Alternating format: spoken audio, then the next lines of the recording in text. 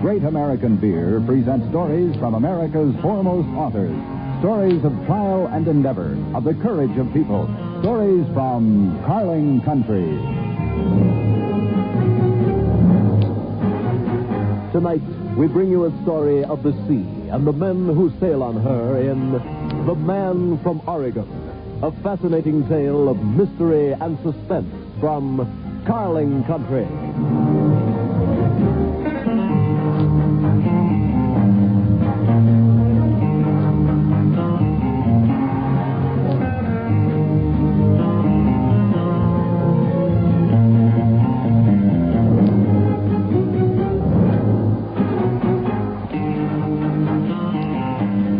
Started in the Transvaal, swept through the Orange Free State like a prairie fire, then set in a towel alight and glowing. Now headed for the Cape Province like Halley's Comet is the beer that has won over the taste of men. America's lusty, lively Carling Black Label. Man, oh man, wait till you pop your first easy-to-open ring-full can. Then you'll know what real beer's all about. Strong, husky, lusty to the last lively drop. This is the man's brand. America's own Carling Black Label beer. Now brewing in the Eastern and Western Cape and on sale soon. Get to know it and you'll stay with it. It's that sort of beer. Carling's Extra Strength Black Label beer.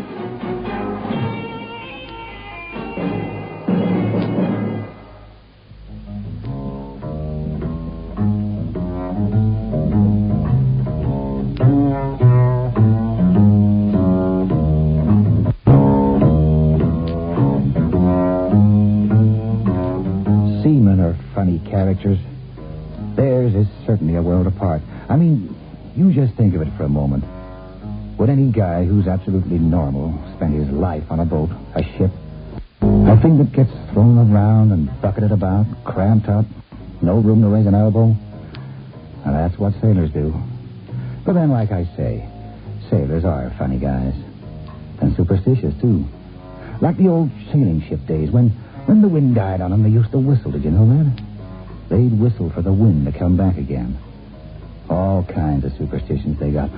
Maybe they ain't superstitions. Who am I to say? I've been on the sea for 35 years, and, well, I've seen some funny things. But I'd never shoot an albatross. And I know guys who've seen Pelorus Jack lead ships through the straits off Australia. You heard of Pelorus Jack?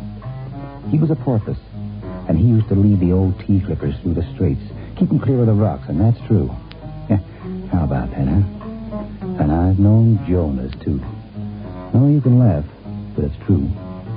I've been on board ships when a guy's come aboard, and right from the start, we've known he's been a Jonah. But the funniest time was with Bert Lombard.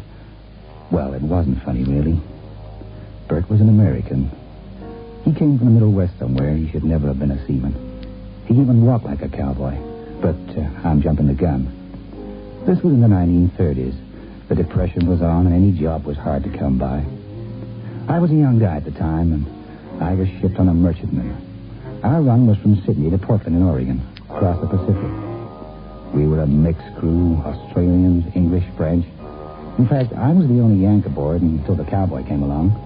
Yeah, that's what we called him from the start. The cowboy.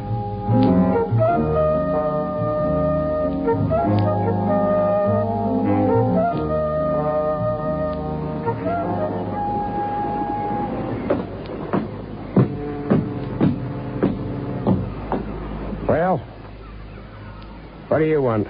Well, I heard down the pier you was a man short. News travels fast. Only half an hour since Williams went down with appendicitis. So the ambulance take him away. Figured you'd need a man. You don't look like a sailor. I ain't, but I can learn. What do you think this is, a training ship? I know you was due to sail 5 minutes ago, and I know if you don't get underway in 15 minutes, you'll miss the tide. You need a man. I need a job. This is a coal burner. You know what that means? I should figure it meant you burn coal, so... So, Williams was a stoker. You ever shovel coal? No, sir. But I heard in Mavericks, and that's pretty tough. Bosun. Yes, sir. Come here. What's your name?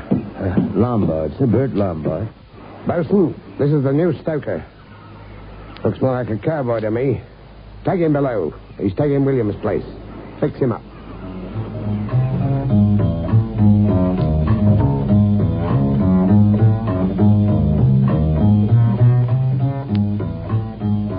From the start, he was a likable guy. Tall, very tall, which is unusual for a seaman. And he walked with a roll. Or not the roll that a long-service sailor walks with, but, well, a roll like he wasn't used to walking. He was dressed in blue dungarees and didn't wear a hat. But like the captain said, he sure looked more like a cowboy than a sailor. So you want to be a sailor, eh, cowboy? Not particularly, but I developed an unfortunate habit when I was a kid. Eating. I'd like to keep it up. Things tough on shore, huh? They're tough. Here you are down here. Your mess is along here. We're going to sail pretty soon. Time's now 2 o'clock. That's 4 bells in the afternoon watch. You go down the engine room for the first dog. Well, how's that? First dog watch. That's from 4 to 6. Oh. Then you're off till 8. Then on from 8 till midnight. Uh-huh. Except for the dog watches, you got 4 hours on and 4 hours off. Then off duty for 24 hours, okay? Well, I'll catch on to it. Okay. What do I have to do down there? Keep the fires going, that's all. That's the first thing a stoker learns. Always keep the fires going.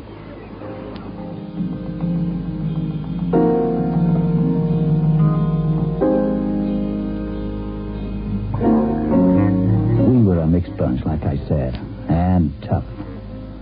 That night, the starboard watch sat down to supper just after 6. They'd just come off watch. The cowboy was among them. He'd done his first 2-hour trick.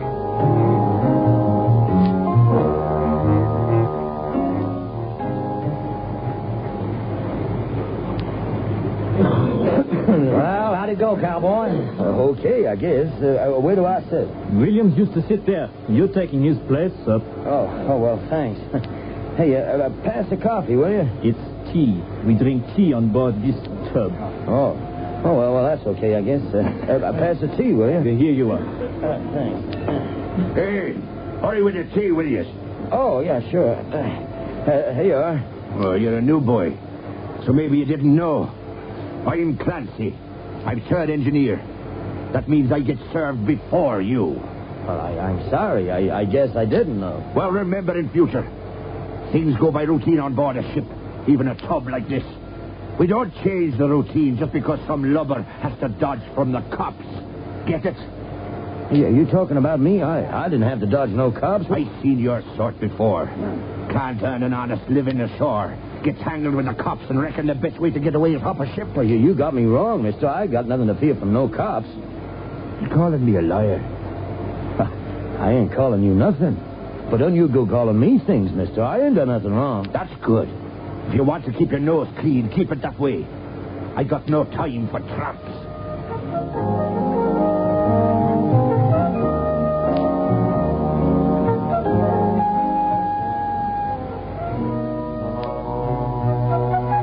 Maybe I should have warned him about Clancy.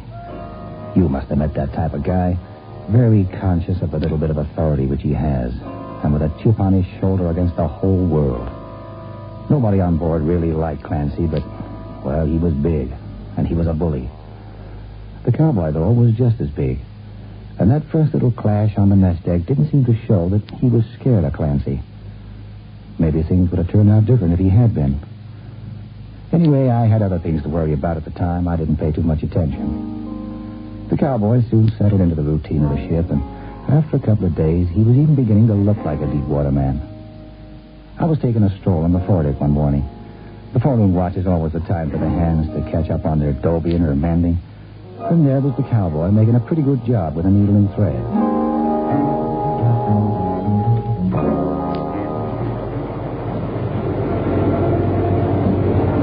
Well, how's it going, cowboy? Oh, fine. Just fine. Say, this air is starting to smell real good, huh? Yeah, we're in the tropics now. Crossed the Tropic of Cancer yesterday. About 100 miles off the starboard side is Hawaii, Honolulu. Oh, that's a place I always wanted to see. Hawaii. Oh, yeah? All them girls, grass skirts, huh? We shall call in there on the way back, like as not. What stops do we make before we reach Sydney? We refuel at the Fijis. Put in at Suva overnight, I guess. Yeah, I've never been out of the States before, you know. Come to think of it, I've never been out of the West before. You'll find Suva different. You watch your step if you go ashore. Well, I ain't travel much, but I reckon I can handle myself if any trouble comes. I wasn't thinking of that. Sailors are always landing in fighting trouble. No, that's nothing. No, for a guy who's hardly set foot out of Oregon, Suva's going to look mighty different. Just make sure you get back on board, that's all. Don't get carried away with the drink and the dames.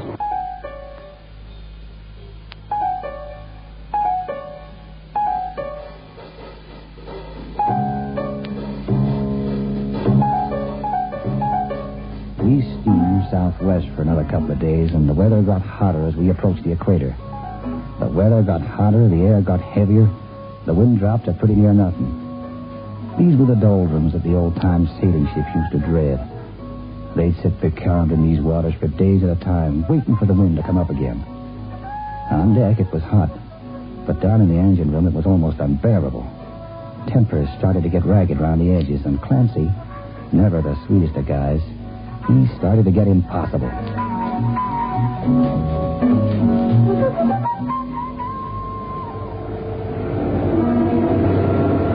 Hey, you! What do you think you are, a passenger? Stoke that fire, Lombard. Yeah, sure. I just getting my breath back a minute, that's all. Don't give me that. I've been watching you for the past 5 minutes. That's the shovel you got in your hand, not the stick to lean on. Hey, look, I'm working as hard as the next guy. A fella's entitled to a breather, ain't he? Not when I'm in charge of the engine room. Okay. Have it your way.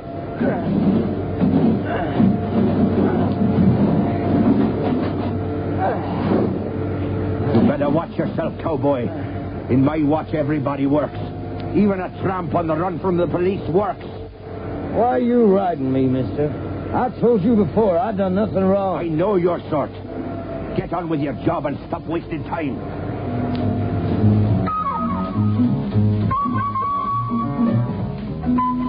Yeah, the temperature was getting higher, and so were the tempers. I heard about the way things were going between Clancy and the cowboy, but, well, it wasn't up to me to interfere. Mac, the chief engineer, was in charge of things below decks, and I didn't want to tread on his province.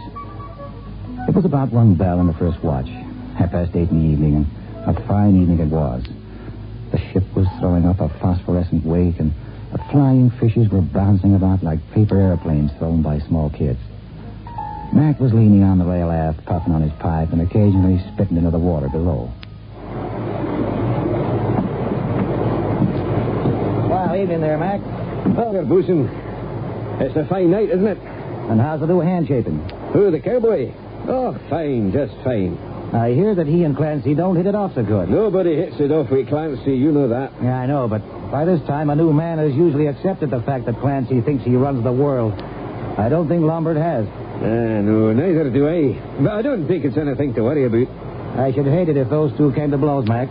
For Pete's sake, Bob, this isn't a school for boys. You can't go up to him and say, look, Clancy's a nasty bully, but just accept it and keep your mouth shut. Yeah, I suppose not. But I think somebody should warn Lombard. He's heading for trouble if he don't keep quiet. Aye, well, don't look to me. Clancy's a good third engineer. It's more important to the smooth running of the ship to keep him happy than Lombard. You want to fill him a baccy, Bob? I got this from England. The trouble came sooner than I thought. The middle watch was about halfway through. It was around 2 o'clock in the morning. Apparently, Lombard had been complaining of a slight fever. According to the other guys in the watch, he was certainly flushed, and he seemed to be shaking a little and a bit unsteady on his feet. He got worse since midnight when the watch had started. And around about 2 o'clock, Clancy spotted him sort of hunkered over in a corner. What do you think you're doing? Come on, get on with your work. I don't feel so good. I think maybe I got a touch of fever. Fever? Come on your feet. Oh, gee, I feel plumb bad. What are you staggering for? Fever? Well, I've heard some things in my time, but I never heard a guy trying to pretend that drunkenness was fever. Well, I'm not drunk. What are you talking about? You're drunk. Being drunk on watch is a serious thing, mister. I'm not drunk, I tell you. I'm sick. I know you're sort tramp. You never make good on nothing. You're drunk. I'm taking you to the skipper right now. I can smell the liquor from here. Look, I was feeling bad before I came down here. I did have a slug, one mouthful. I got maybe to make me feel better. That's why you can smell, but I ain't drunk. You're coming with me. Come on. Take your hands off me. Who do you think you're talking You leave to? me alone. Just leave me alone. I'll show you. Yes. Why, you lousy.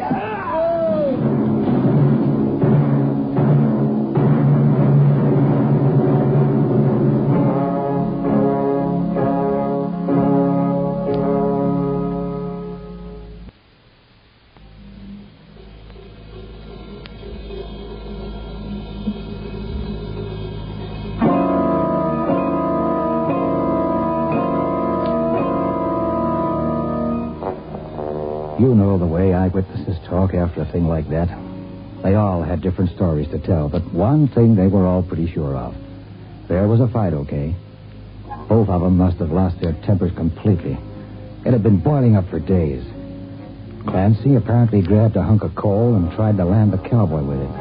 And that did it for Lombard. He grabbed hold of a shovel and fetched Clancy a wallop behind the left ear. Clancy dropped like a stone. Lombard stood for a second looking down at him, his chest heaving and his eyes wild. He gave a sort of a choking sob, threw down the shovel and ran. He was up the companionway before the spell was broken.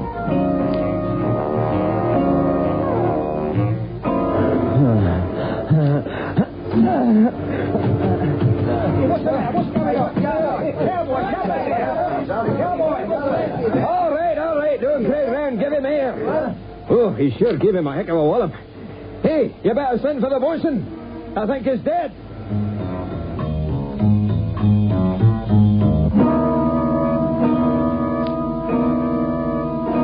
I was down there in a matter of minutes.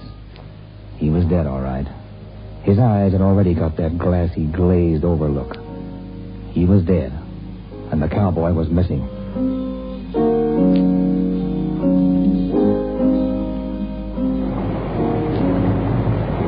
All right, men. He can't have gone far. St. the Aquitania. Bosun, you take half a dozen men and start from the stern. Aye, sir.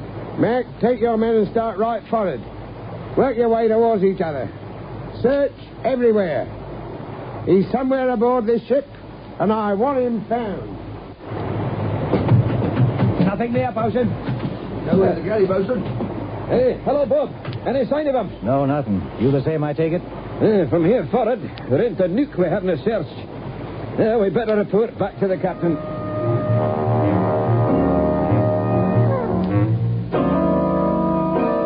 You mean to say he's nowhere? Aye, he's not aboard, Skipper. What do you mean, not aboard? You're trying to tell me he's dived overboard, hundreds of miles from the nearest land? Well, that's as maybe, sir.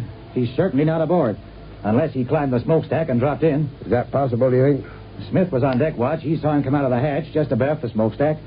Let him tell you what he saw. He's just outside, sir. All right. Let you in. Okay. Smith! Yes, sir? Come in, Smith. Now, Smith, you were on deck watch when it happened. Yes, sir. I didn't know what had gone wrong in the engine room, of course, so I didn't think too much of it when I saw Lombard come staggering out of the hatchway. What happened? Which way did he go? Well, sir, he sort of staggered to the rail and he was looking over for a moment. I thought he was seasick, as a matter of fact. I shouted something to him. I don't think he heard me anyway. He made no sign. Just kept on leaning over. I started towards him. Then he turned round.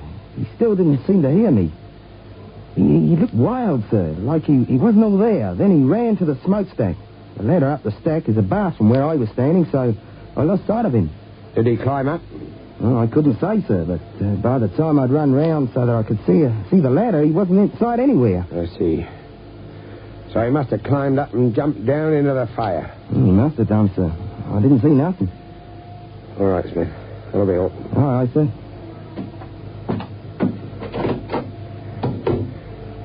Well, gentlemen, if he did jump down, there'll be nothing left of him to prove it. He must have been off his head to do a thing like that. We'll bury Clancy in the forenoon tomorrow. Tell the sailmaker, get busy making the shroud. Aye, sir. And my log entry will show that Lombard killed Clancy. then committed suicide by jumping down into the smokestack.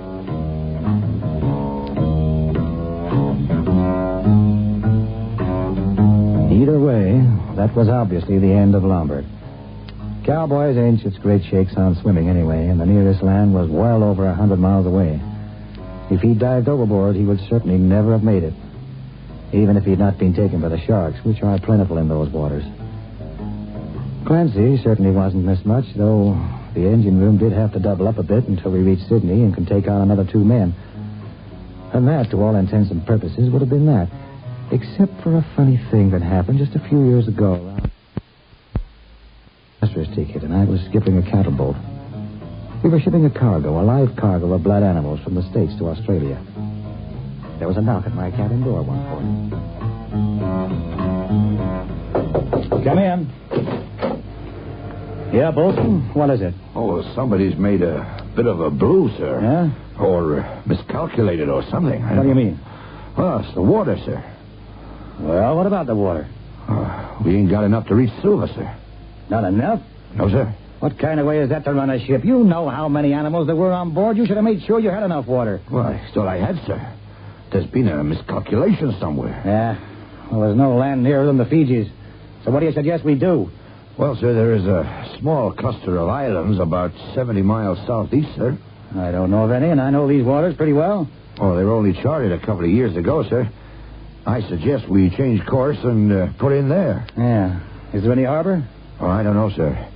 If not, we'll have to send in boats with barrels. All right, Bosun. Make the arrangements.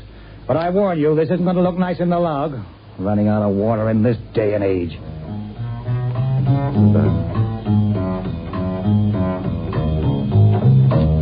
The Tokolo Islands, as they're now called, were known as the Union Islands in those days. Even today, their total population is under 2,000 people. And 30 years ago, it was considerably less. I didn't want to take a chance on running the tub into the lagoon, so I anchored half a mile or so seawards of the reef and sent in the boats. The last minute, I decided to go along the south. I've always been curious for new places and new faces. Maybe that's why I'm still a sailor. Anyway, we rolled into the lagoon and pulled towards the white beach. I don't suppose the natives have ever seen a ship the size of the Maryland before. Anyway, by the time we'd beached the boats, it looked as if the whole population had turned out to greet us. They were friendly, all right, and to my surprise, I had no difficulty in making myself understood.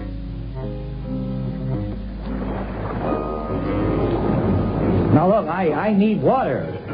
Water, drink, see? You know, water. You come with me. Hey, what do you know? They speak English.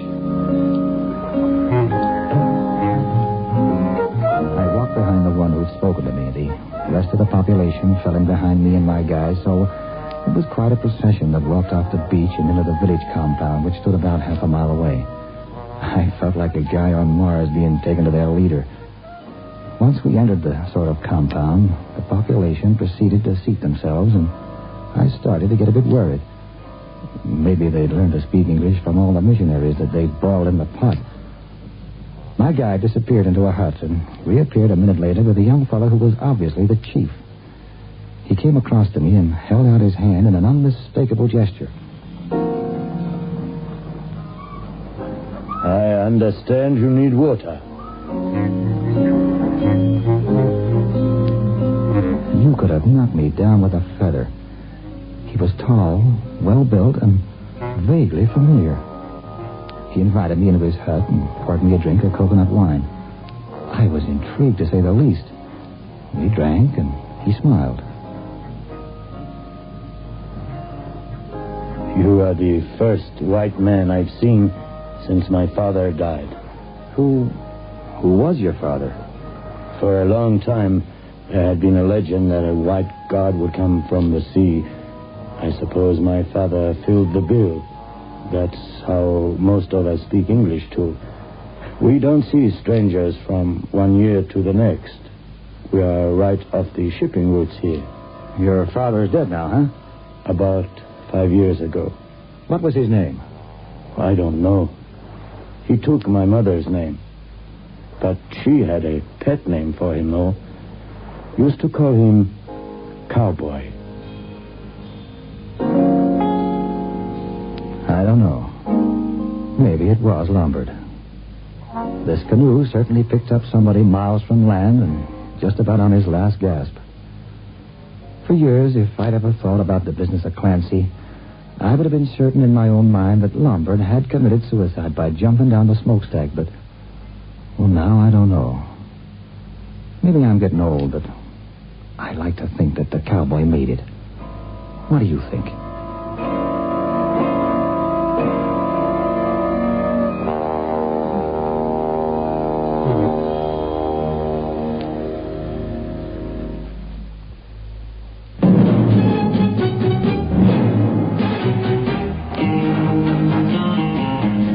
Started in the Transvaal, swept through the Orange Free State like a prairie fire, then set Natal alight and glowing. Now headed for the Cape Province like Haley's Comet is the beer that has won over the taste of men. America's lusty, lively, Carling Black Label.